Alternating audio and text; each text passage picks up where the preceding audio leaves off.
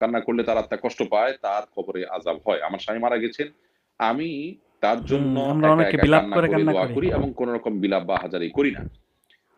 কেন চলে গেল? আমি কান্না করি, আচ্ছা। দোয়া করি এখন আমার স্বামী আমার কি গুনাহ হবে কিনা? আ বোন ফাতেমা অবশ্যই এটা আপনার সবাই স্বামীর এই জানা কারণে গুনাহ দরকার। হবে না।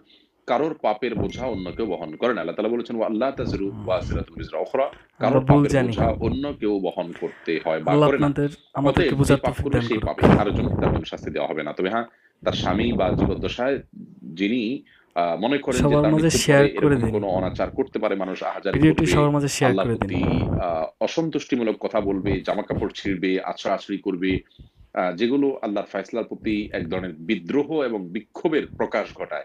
এরকম কিছু করবে মনে হলে হুম। তাহলে জীবদ্দশায় আ ওসিয়ত করে রাইট, যাওয়া উচিত রাইট। পরিবার-পরিজনকে যেন তারা আল্লাহ আমাদের তার তৌফিক মৃত্যুর দান পর এরকম করুক। কোনো কিছু না করে। এরকম যদি আ উম আপনি ওসিয়ত করে যান তাহলে ইনশাআল্লাহ সেক্ষেত্রে আপনার